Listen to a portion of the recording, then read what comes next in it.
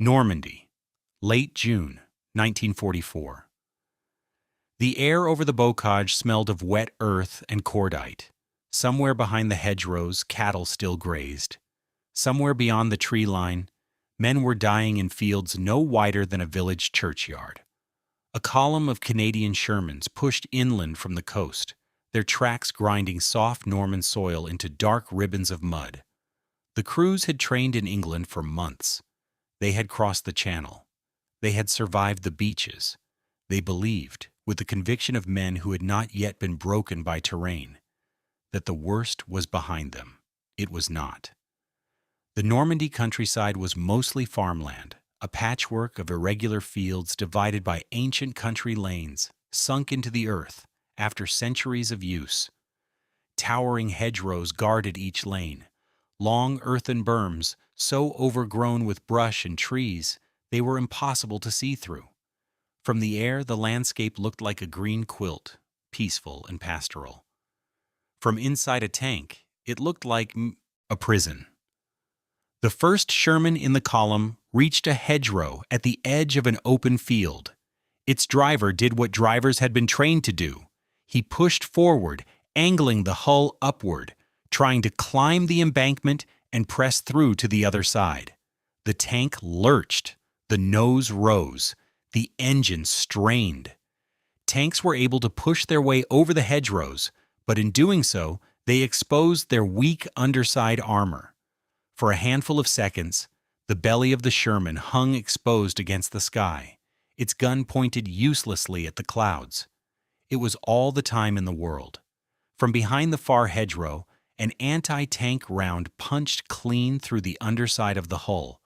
There was a flash, a concussion that shook the leaves loose from the nearest trees, then black smoke curling upward into the still Norman morning. The rest of the column stopped. No one moved. The hedgerow that the Sherman had tried to climb looked almost gentle. 3 feet of packed earth at its base, roots threading, through soil and stone like the knotted ribs of something ancient and immovable. Above it, a wall of bramble, hawthorn, and stunted oak, dense enough that a man standing on one side could not see a man standing on the other. This was not a hedge in any domestic sense. It was a fortification, one that had been growing for centuries, unconcerned with the plans of generals. The Canadian crews sat in their hatches, eyes scanning the green walls around them. They could hear the crack of small arms fire to the south. Mortar rounds thumped somewhere beyond the next field, but they could see nothing, only hedgerows. Every direction was the same. Each field was a cell, walled in by vegetation and earth, connected to the next by a single narrow gap or sunken lane. And every gap, every lane, every opening had been measured, sighted, and registered by guns they could not locate. A small German unit with anti-tank weapons could prevent an entire battalion from advancing. Field after field, the same geometry repeated. Earth walls, tangled growth, one way in, one way out. And every way out was a killing corridor. The tankers began to understand. The beaches had been brutal, but the beaches had been expected. This was something else entirely.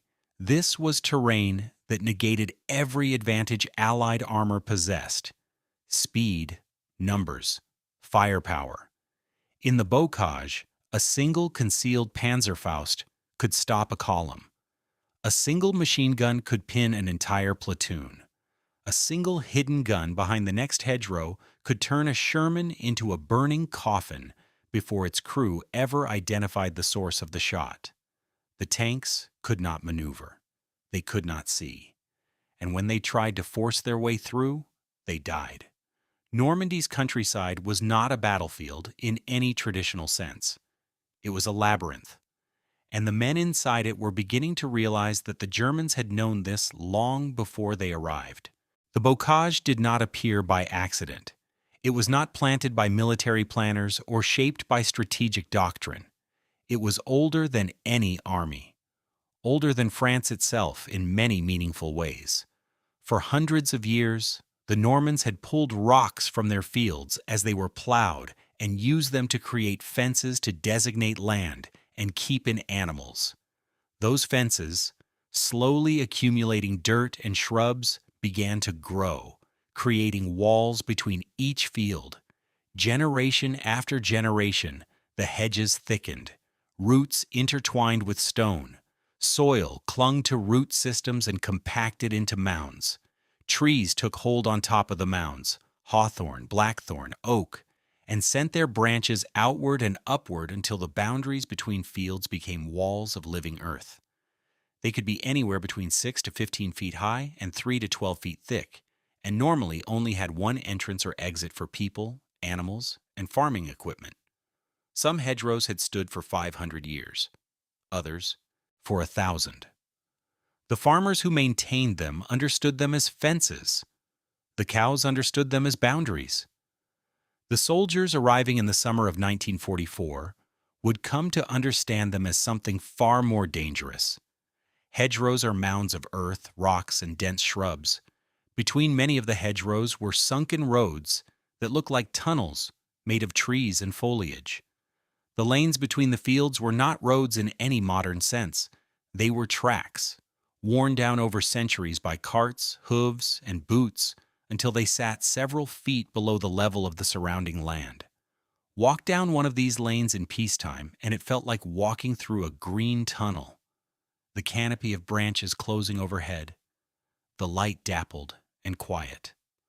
Walk down one in wartime, and it felt like walking into a trap. These were the hedges and small trees that grew on the earthen embankment that since Roman times had bordered the fields in the French countryside of Normandy. Some historians trace the oldest hedgerows to the Roman occupation of Gaul, when land was first parceled and enclosed. Others date them to the medieval period, when Norman farmers began formalizing boundaries for livestock. The precise age did not matter to the men fighting in the summer of 44. What mattered was the scale. What mattered was the density. What mattered was that every single field in the Norman countryside was enclosed by these walls, and there were thousands of fields stretching for dozens of miles inland from the coast. In some areas, this terrain stretched for 50 miles. This landscape contained large earth dikes averaging 4 feet high that were covered with tangled hedges, bushes, and trees that surrounded small, raised, irregular-sized fields, which were generally no more than 300 feet across on a side. 300 feet, the length of a football pitch. That was the width of a single field. And on the far side of that field, behind the next hedgerow, anything could be waiting. The pre-invasion planners had known the bocage existed. While training in England, the invasion force gained experience with navigating hedgerow country, but the larger Norman hedgerows presented more of a challenge. The hedges encountered during training in the English countryside were smaller, thinner, more manageable. The men who trained against them came away with an impression of hedgerows as obstacles, yes, but surmountable ones. The bocage of Normandy was something else entirely. The root systems were so dense that even machinery struggled to excavate them. The nature of the hedgerows, sturdy embankments, half earth, half hedge, up to 15 feet high with sturdy, interlocking root systems, made excavating them extremely difficult, even with machinery. The intelligence that reached commanders before D-Day had focused on the beaches, on the Atlantic Wall, on the coastal fortifications that Rommel had spent months reinforcing.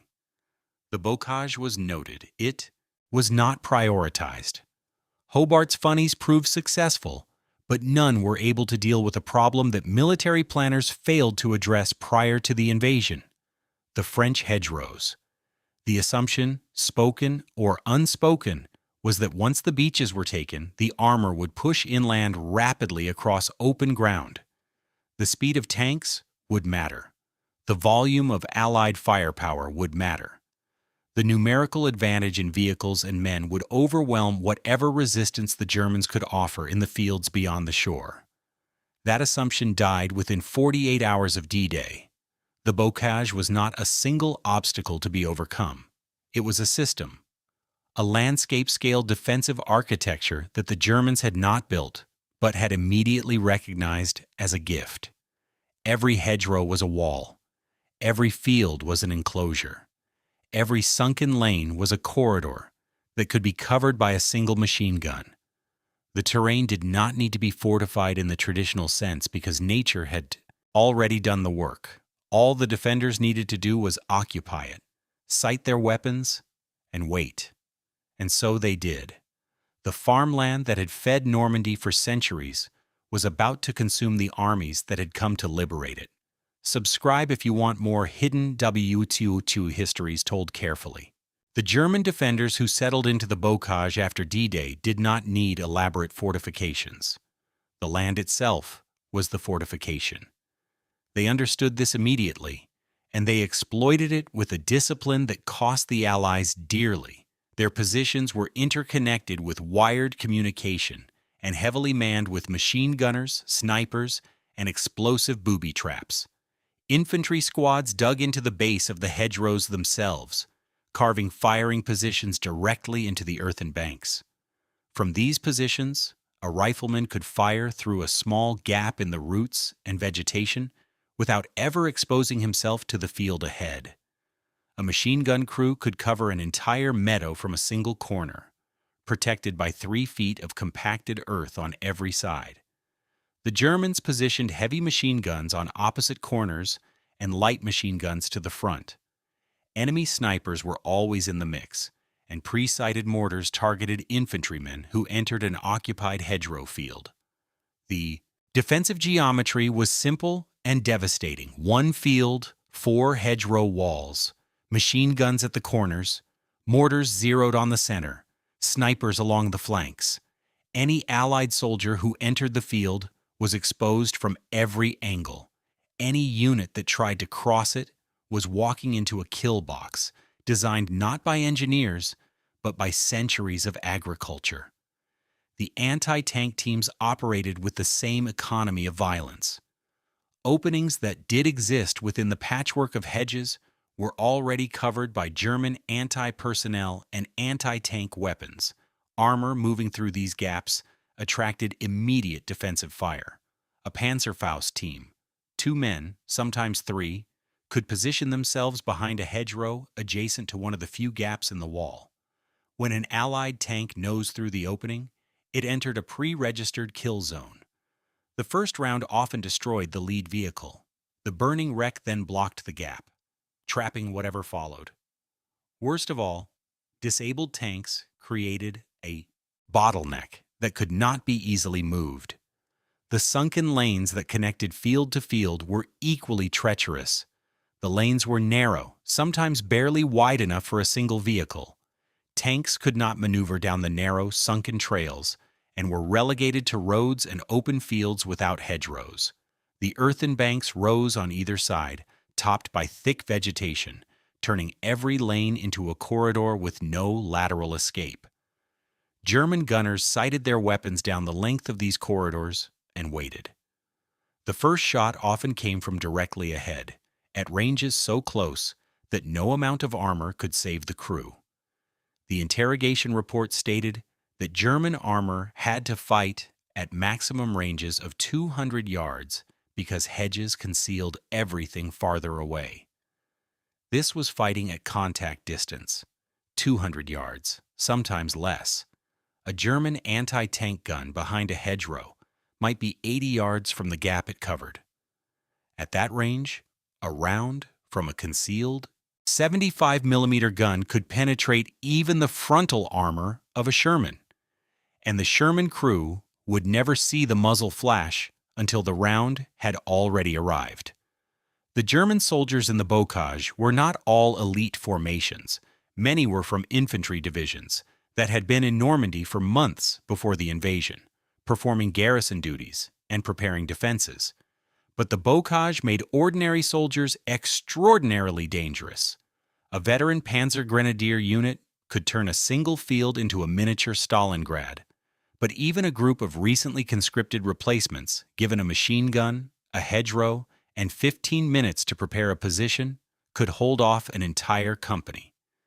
The enemy's primary tactic was preventing the Allies from gaining mobility, coordinating attacks, and enlarging their beachhead. It did not require brilliance.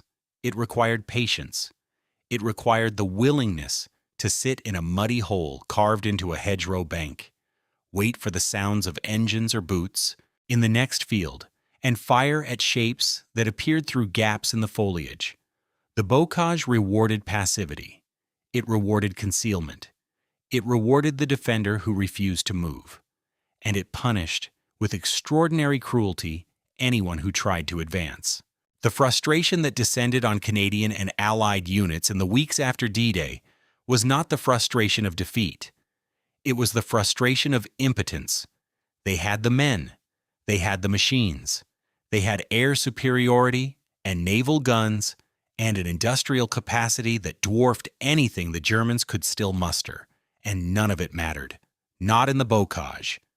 The bocage undermined the U.S. Army's advantages in armor and firepower, and the hedgerows gave the German defenders natural shelter from attack.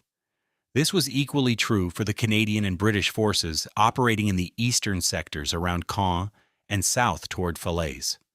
Although the American sector had more hedgerow pastures, much of the heavy fighting in Normandy was carried out by the Anglo-Canadians, who battled not only 7 out of 8 German panzer divisions in the region, but all 4 Tiger tank battalions sent to the west by Germany. Every morning, orders came down to advance. Every morning, the advance was measured. In fields, not miles, fields. One field taken might cost a platoon half a day and a dozen casualties. The next field might cost more. The mathematics were unbearable. There were thousands of fields between the coast and the interior. At the current rate of advance, the campaign would consume the entire army before it reached open country. Tank commanders tried every available approach. Some ordered their Shermans to drive straight at the hedgerows, hoping that momentum and weight would force a passage. The tanks made numerous attempts to drive over them, but as they crested the hilly barriers, their guns would be pointed skyward and their undersides exposed to German anti-tank rockets. The geometry was merciless. A 33-ton tank climbing a 4-foot earthen berm tilted backward at an angle that presented its thinnest armor to the enemy while rendering its main gun useless. For those terrible seconds, the crew was blind, defenseless, and elevated against the skyline. Most German gunners only needed one shot. Other commanders tried the gaps. Narrow openings in the hedgerows, often the original farm gates, seemed like the natural path forward. Tanks could neither penetrate nor roll over hedgerows, and those that charged were blasted by Panzerfausts, German shoulder-fired anti-tank weapons. Every gap was pre-registered. Every gap was covered. Moving armor through them was like feeding steel into a furnace. Tactical developments throughout June involved combat engineers using explosives to blow holes in the hedgerows for tanks to move through. However, the explosions often attracted immediate German attention. The blast would tear open a section of hedgerow, showering earth and splinters in every direction. But the sound of the detonation carried for miles. Within minutes, German mortars and artillery would bracket the breach, and any tank attempting to push through would enter a kill zone that had been freshly advertised by its own engineers. The Americans also used dozer tanks, regular tanks equipped with a bulldozer blade, to power through the thickets of earth and undergrowth. Every D-Day battalion had approximately 70 tanks, 4 of them being dozers. Although these modified vehicles could clear the hedgerows with some effort, they were highly visible, and German anti-tank squads made them target number 1. Canadian armored units operating around Caen faced similar geometries. The terrain to the south and west of the city, while often more open than the deep bocage to the American west, still featured pockets of dense hedgerow country, and the German forces opposing the Canadians were among the most capable in Normandy. The 12th SS Panzer Division Hitlerjugend formed the backbone of resistance. Despite heavy losses, these troops fought tenaciously from prepared positions, using the terrain to maximum advantage. The losses mounted. The timeline slipped. The hedgerow terrain of Normandy, known as bocage, favored defenders and slowed the Allied advance. The city of Caen, a major objective planned to be captured on D-Day itself, remained contested nearly 2 months after the initial landings. 2 months. The planners had expected to take Caen on the first day. By the end of July, the city was still partially in German hands, and the bocage to the south remained a thicket of death. Something had to change. The terrain could not be wished away. The Germans could not be outflanked in a landscape that had no flanks. If the armor could not go over the hedgerows, and could not go through the gaps, and could not go around them, then some other solution had to be found. Or the campaign would bleed itself white in the fields of Normandy, one hedgerow at a time, until there were no men left to advance. That solution would not come from a general. It would not come from a laboratory, or a design bureau, or a tactical school. It would come from the men closest to the problem. The men who lived inside the bocage, who breathed its dust, who buried their friends beneath its soil. It would come from a sergeant with a piece of scrap steel, and an idea so simple it was almost embarrassing. The idea did not arrive fully formed. It arrived the way most battlefield innovations arrive, in pieces, through frustration, out of the desperate necessity of men who were running out of options. Throughout July, innumerable inventions were created by various American units to get tanks through the hedges quickly, without exposing their weak underside armor. Tankers and engineers up and down the line were tinkering. Welders were improvising. Sergeants were sketching designs in the dirt with sticks, arguing with lieutenants, testing ideas on whatever hedgerows happened to be nearby. The solutions ranged from crude to clever, and most of them failed. But the effort itself mattered. It signaled something important. The men on the ground understood the problem better than anyone behind a desk, and they were not waiting for permission to solve it. A hedge cutter developed by the 79th Infantry Division was in operation by the 5th of July, and a few days later, 19th Corps demonstrated a set of prongs that had been initially developed to create holes for the placement of explosives. The force of these prongs was able to lift and remove a portion of the hedgerow, enough so that the tank would be able to push on through to the other side. Units within V Corps also invented devices, which were dubbed brush cutters and green dozers. Some units tried mounting blades on the front of tanks to slice through the vegetation. Others experimented with ramming poles, hollow tubes driven into the hedgerow to create channels for explosive charges. The problem with all of these approaches was the same. They were slow, conspicuous, or both. Speed was survival in the bocage. Any device that required a tank to stop, back up, or wait for engineers to place charges was a device that kept the crew sitting stationary in a landscape where stationary meant dead. The breakthrough came from an unlikely source. A native of Cranford, New Jersey, Cullen was serving as a tanker with the 102nd Cavalry Reconnaissance Squadron when he came up with the four-pronged plow device. Created from scrap steel from a German roadblock, the idea had a lineage. Military historian Max Hastings notes that Cullen was inspired by a soldier named Roberts, who during a discussion about how to overcome the bocage suggested putting saw teeth on the front of a tank and cutting through the hedges. Rather than joining in the laughter that greeted this remark, Cullen recognized the idea's potential. It was the kind of remark that gets dismissed in committee rooms and embraced on battlefields. Roberts, whoever he was, had expressed the problem in the simplest possible terms. The hedgerows were barriers. Barriers could be cut. What if the tank itself were the blade? Cullen took the idea and made it physical. He found scrap steel.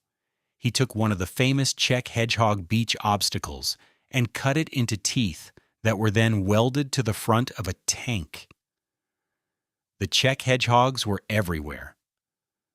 Rommel had ordered thousands of them placed on the Normandy beaches as anti-invasion obstacles. 3 steel beams welded together in a cross pattern, designed to rip the hulls of landing craft. After D-Day, they were just scrap. Miles of scrap, rusting in the sand, waiting to be collected or forgotten. Kulin collected them.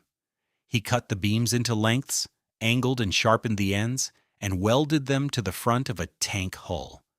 4 prongs, protruding forward like the tusks of some enormous steel animal. The design was crude. It was ugly. It looked improvised, because it was improvised. But when the tank drove forward into a hedgerow, the prongs bit into the earth at the base. The weight of the vehicle pushed through the root mass, and the tank emerged on the other side without ever tilting its belly toward the sky. The principle was elementary. Instead of climbing over the hedge and exposing the underbelly, the tank cut through the hedge at ground level and stayed flat. It was as one. Account later noted, so absurdly simple that it had baffled an army for more than 5 weeks. And suddenly the geometry of the bocage began to shift. The word spread fast. On the 14th of July, Lieutenant General Omar Bradley inspected the device. The demonstration was held in a field near the front. A Sherman with the steel prongs welded to its hull backed up, then charged a hedgerow at 10 miles per hour. The tusks bit into the earth, the tank pushed forward, and a section of hedgerow that had been standing for centuries exploded outward in a shower of dirt, root, and branches. The Sherman emerged on the other side, hull level, gun forward, ready to fight. Bradley ordered that as many Sherman tanks as possible be fitted with the device. The urgency was extreme. Operation Cobra, the planned American breakout from the Normandy beachhead, was scheduled for late July. If enough tanks could be equipped before the jump-off date, the entire dynamic of the bocage fighting could change. Ordnance units were ordered onto round-the-clock production of the anti-hedgerow devices. Scrap metal for the tank tusks came from Rommel's underwater obstacles on the beaches. The irony was exquisite. The steel that Rommel had placed on the beaches to stop the invasion was now being welded onto the tanks that were pushing the invasion inland. Czech hedgehogs, designed to impale landing craft, were reborn as hedge-cutting tusks. German engineering, repurposed by Allied ingenuity. The job kept ordnance crews busy day and night for weeks. They had to do their work under layers of camouflage netting so the Germans could not see what they were doing. Secrecy was paramount. Bradley understood that the Rhino device's greatest asset, beyond its mechanical utility, was surprise. If the Germans learned that Allied tanks could now cut through hedgerows, they would adjust their defensive positions accordingly. The advantage would be diminished before it was ever employed.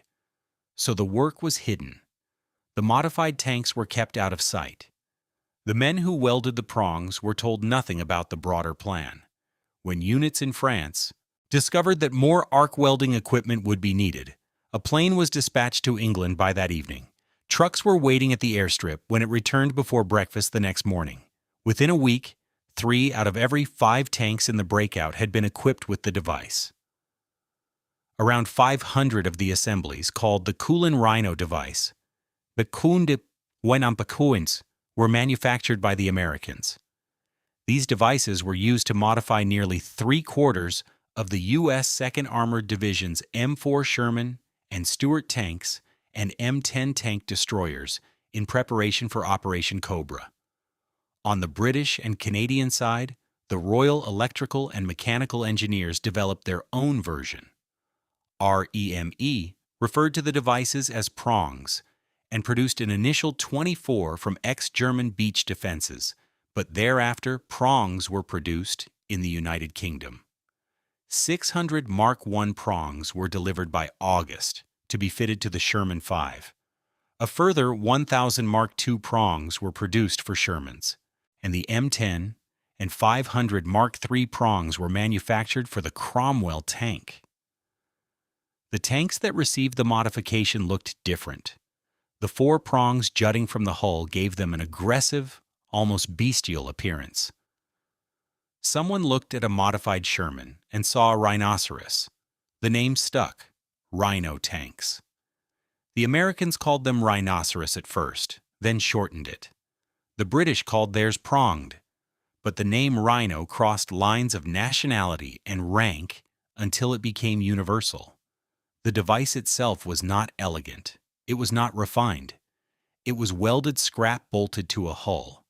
But it solved a problem that had consumed the lives of thousands of men and stalled the most powerful military force ever assembled. Sometimes the most consequential innovations are the ones that look least impressive. And the man who built the first one, Sergeant Curtis Cullen, was 29 years old. An honest man, he attempted to give credit to Roberts, the soldier who had first voiced the idea, but this was forgotten in the publicity surrounding the invention. By the time the story was told and retold, Cullen's name was the only one anyone remembered. Roberts vanished into the anonymity of the war.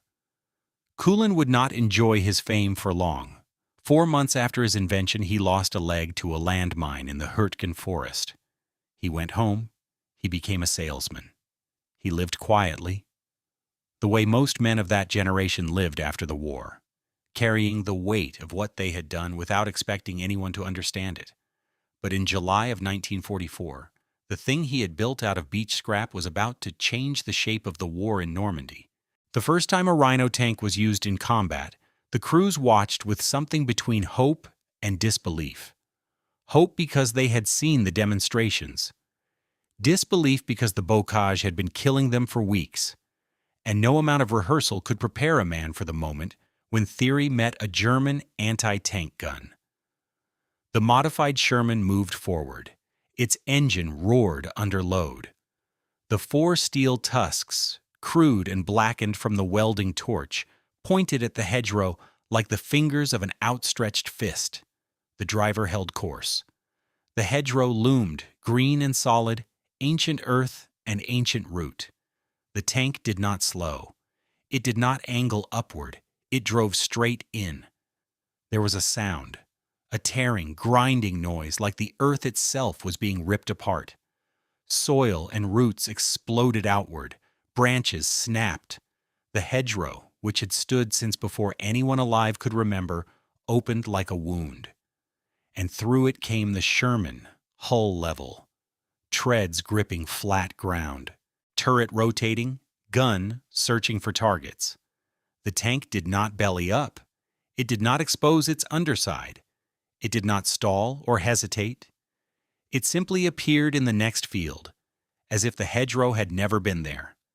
During the launch of Operation Cobra, tanks with the 2nd Infantry Division, supported by artillery, advanced without infantry for 20 minutes, covering several hundred yards and knocking holes in hedgerows before returning to their starting position. The tanks and infantry then advanced rapidly together before the Germans were able to re-establish their defensive positions. This was the new tactic: speed and surprise combined.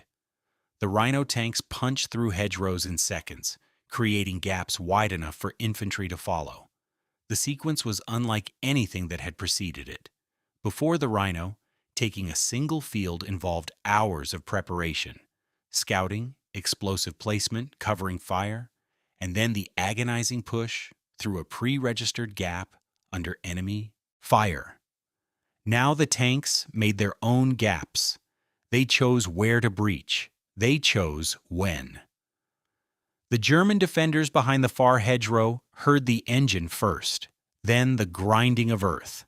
Then the wall they had been counting on for cover simply disintegrated, and 33 tons of American steel emerged in a cloud of dust and debris, its 75-millimeter gun already traversing. For the men inside the tanks, the experience was violent and claustrophobic. The hedgerow did not give way quietly. Earth hammered the hull. Roots screeched against the belly plate. Branches raked the turret and jammed in the tracks. Visibility dropped to 0 for the seconds it took to punch through. The crew sat in darkness, shaken by impacts, trusting that the tusks were doing their job, that the hull was staying flat, that no anti-tank round was waiting on the other side. Then, daylight, a field, movement. And the fight began again, but this time on terms the Allies had chosen. During Operation Bluecoat, British Churchill tanks equipped with prongs were able to traverse terrain considered impassable to tracked vehicles, taking the German defenders by surprise. The Churchills were heavier, slower, and more heavily armored than the Shermans, and they possessed a natural ability to traverse rough ground.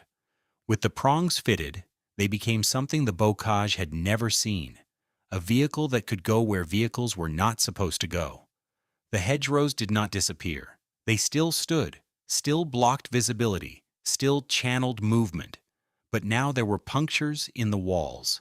Now the fields that had been sealed enclosures were becoming permeable.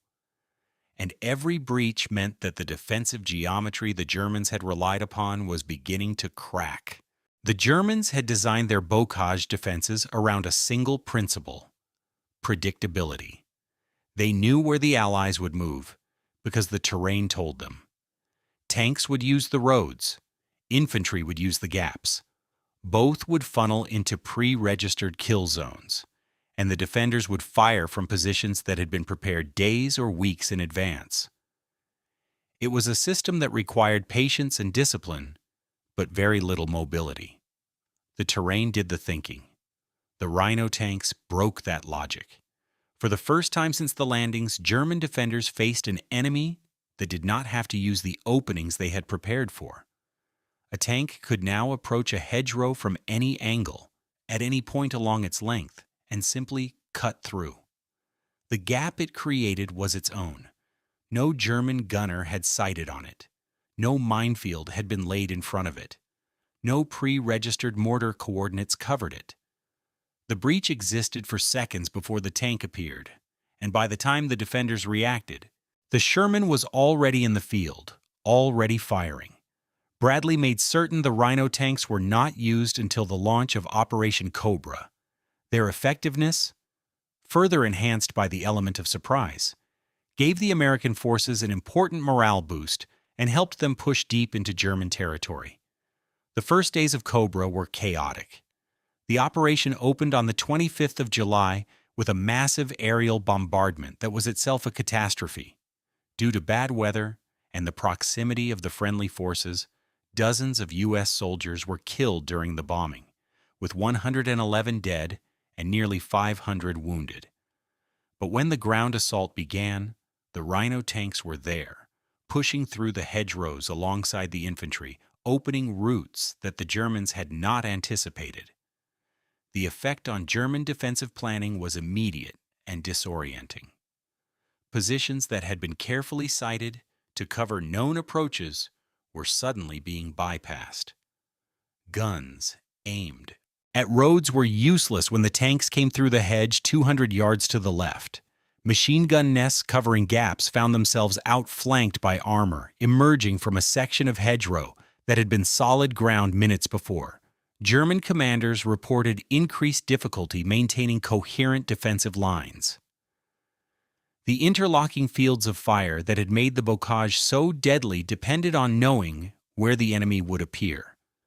When the enemy could appear anywhere, the system fractured. Individual positions remained deadly, but the connections between them, the mutual support, the overlapping fire, the coordinated withdrawal routes, began to unravel. The German soldiers did not panic. Many of them fought with the same ferocity they had shown since the first day after D-Day, but they were now reacting, not dictating. The initiative, so long held by the defenders, was shifting. A tank coming through a hedge was not just a mechanical event. It was a psychological one. The hedgerow had been a wall. It had been a guarantee. For weeks, the defenders had trusted that wall to protect their flanks, to conceal their positions, to channel the enemy into killing corridors. When that wall erupted without warning and a Sherman appeared where none had been expected, It shattered something deeper than a defensive line. It shattered confidence in the terrain itself. And once that confidence was gone, the bocage was just earth and trees again. Still difficult, still dangerous, but no longer impregnable. The shift did not happen in a single day. There was no moment when the bocage stopped being lethal. There was no boundary line beyond which the hedgerows ceased to matter. But gradually, field by field, the defensive geometry that had trapped the Allies for weeks began to collapse. Once Operation Cobra was launched, Allied troops were able to bypass the German positions using the Rhino tanks, thereby allowing the advance to continue, leaving the strong points to be dealt with by infantry and engineers. Canadian armored units operating in the eastern sector, pushing south from Caen toward Falaise, began incorporating the pronged Shermans into their combined arms operations. The terrain here was different from the deep bocage in the American sector, more open in places, particularly the flat wheat fields south of Caen. But pockets of hedgerow country still existed, and where they existed, they were still deadly. Anglo-Canadian soldiers had encountered this type of vegetation, but less recurrently than the Americans. When they did, the prongs made a difference. General Guy Simons of 2nd Canadian Corps developed innovative tactics that combined artillery, air power, and armored advances to overcome strong German positions. Simons was already one of the most creative tactical minds in the Allied force. He understood that the bocage problem was not just about terrain, it was about integration. Infantry needed armor. Armor needed infantry. Both needed artillery and air support. And all of these elements needed to be coordinated so tightly that the enemy had no time to react between the breach of one hedgerow and the clearing of the next field. With Rhino-equipped tanks, this coordination became possible. A platoon of Shermans could advance toward a hedgerow, select their breach point, and cut through in seconds. Infantry following immediately behind poured through the gap, while the tanks engaged any visible targets on the far side. Artillery pre-registered on. Likely German fallback positions fired as the tanks emerged. The entire sequence, breach, enter, suppress, clear, could be compressed into minutes. Before the Rhino, taking a single field had been an all-day affair. Now, in the right conditions, a combined arms team could take 2 or 3 fields in an hour. The mathematics of the bocage, which had been so devastatingly unfavorable, began to tip. The German defenders responded the way skilled soldiers always respond to a shift in conditions. They adapted. Positions were moved further back from the hedgerows, giving gunners more time to react to a breach. Anti-tank teams began covering wider frontages, anticipating that the breach might come from an unexpected direction. Reserve units were held closer to the line, ready to counterattack the moment a penetration was detected.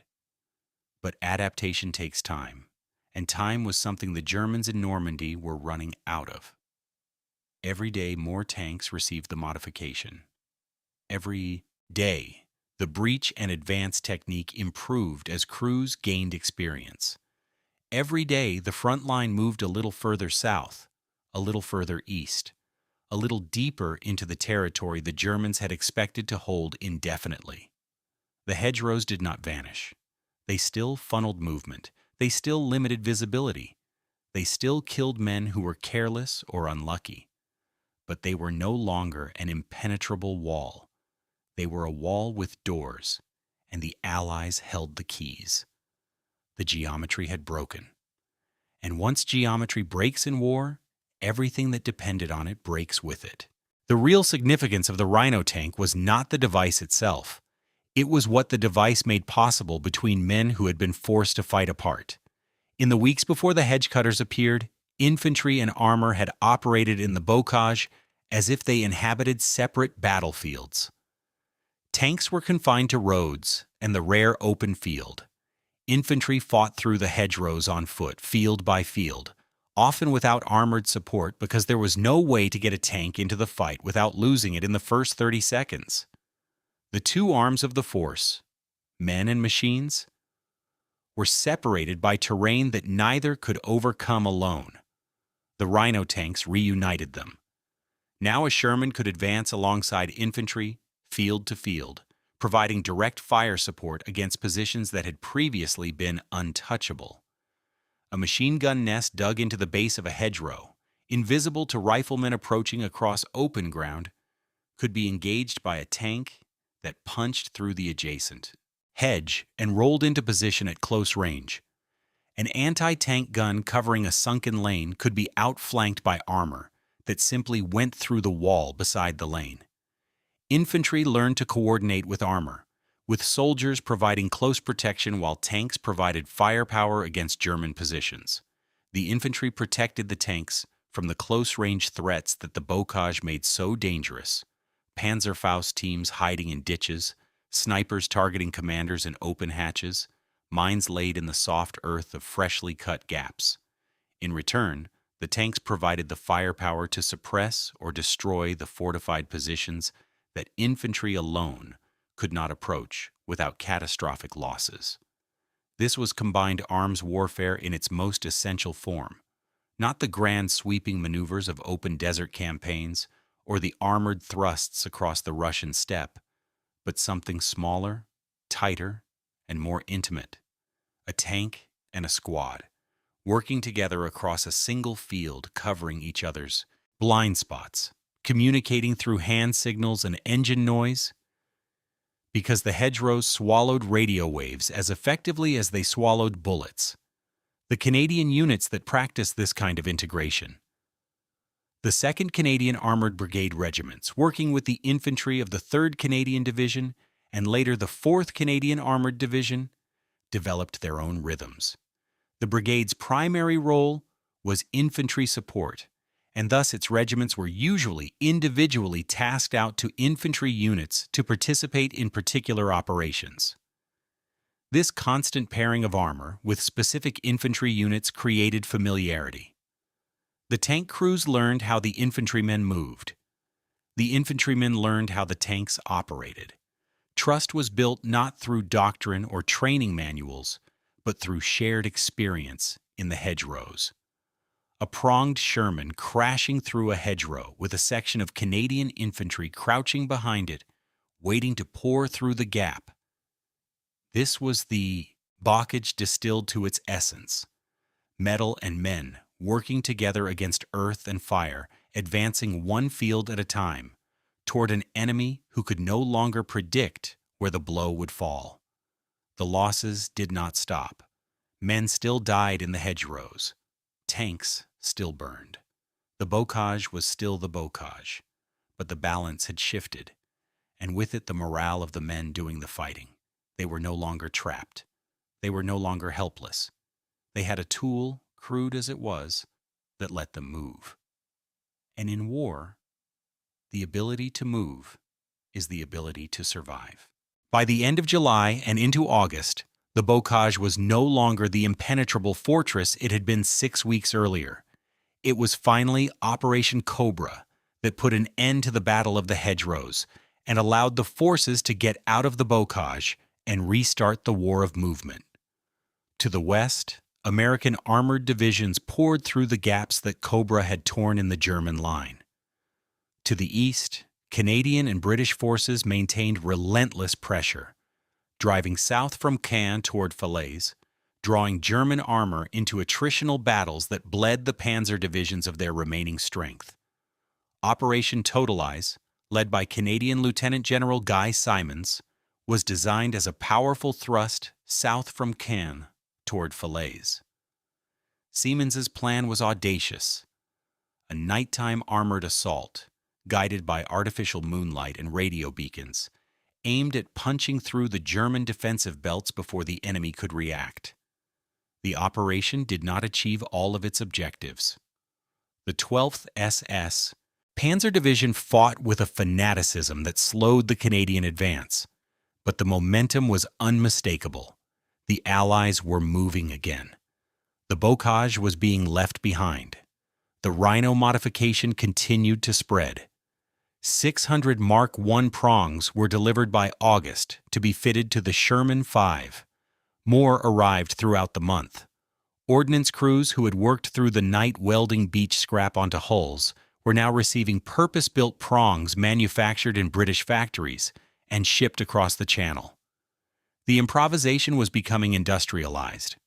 As more tanks received the hedge cutters, the tactical flexibility of armored units expanded accordingly.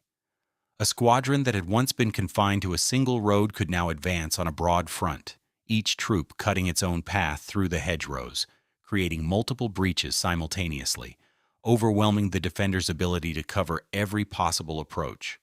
The bocage, which had favored the defender precisely because it channeled the attacker into predictable routes, now offered the attacker something unexpected: concealment. A tank behind a hedgerow was invisible. A tank cutting through a hedgerow was audible, yes, but the sound of an engine could come from any direction. The same walls that had hidden the Germans now hid the advancing Allies. The terrain that had been a prison was becoming a corridor. By mid-August, the Falaise pocket was closing. Tens of thousands of German soldiers were trapped between converging Allied forces, their retreat routes narrowing by the hour. A week later, the Falaise pocket closed, encircling tens of thousands of Reich fighters, putting an end to the Battle of Normandy. On the 25th of August, Paris was liberated, but it took 2.5 months of fierce fighting in the Normandy bocage before this liberation could be celebrated. 2.5 months. That was the cost of the hedgerows, not measured in time alone, but in lives, in burned-out tanks, in platoons that went into the bocage at full strength and came out as shadows. The Rhino tank did not erase those losses. Nothing could. But it shortened the agony. It compressed a siege into a battle, and a battle into a breakthrough. The Norman countryside, scarred by shell craters and tank tracks littered with the wreckage of vehicles from both sides, slowly fell silent. The hedgerows remained. They stand there still, growing back over the wounds in the earth, closing around the places where men fought and died for ground that had never belonged to armies. The cows returned to the fields, the farmers returned to their lanes, and the hedgerows, indifferent to the suffering they had sheltered, resumed their ancient, patient growth. The Rhino tank modification never received the recognition afforded to the great weapons of the Second World War. It was not a wonder weapon. It was not a technological triumph. It was welded scrap.